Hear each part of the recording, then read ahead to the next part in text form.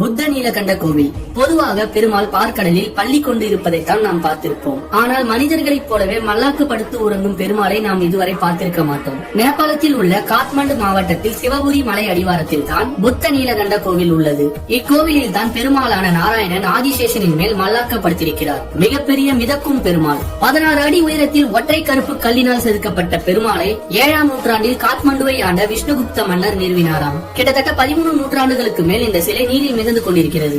5 metre உயரமும் 13 மீட்டரும் நீளம் கொண்ட மகாவிஷ்ணு குளத்தில் மைய பகுதியில் பின்னி பிணைந்த நிலையில் 11 தலை ஆதிசேஷனின் மேல் சயன கோலத்தில் காட்சியளிக்கிறார். அவரது 4 கைகளில் சுதர்சன சக்கரம், சங்கு, ஒரு ரத்தினம் ஆகியவற்றை பிடித்துள்ளார். இந்த சிலை 1400 ஆண்டுகளுக்கு மேல் பழமையானது என நம்பப்படுகிறது. இந்த கோவில் இந்துக்களுக்கு புனிதமான இடமாக கருதப்படுகிறது. ஆனால் பௌத்தர்களால் சமமாக போற்றப்படுகிறது. பழங்காலத்திலிருந்தே இப்பகுதியில் இருந்து வரும் மத நல்லிணக்கத்தின் அடையாளமாக இது கருதப்படுகிறது. இந்த ஆலயம் ஒரு திறந்த வெளி கோவிலாகும்.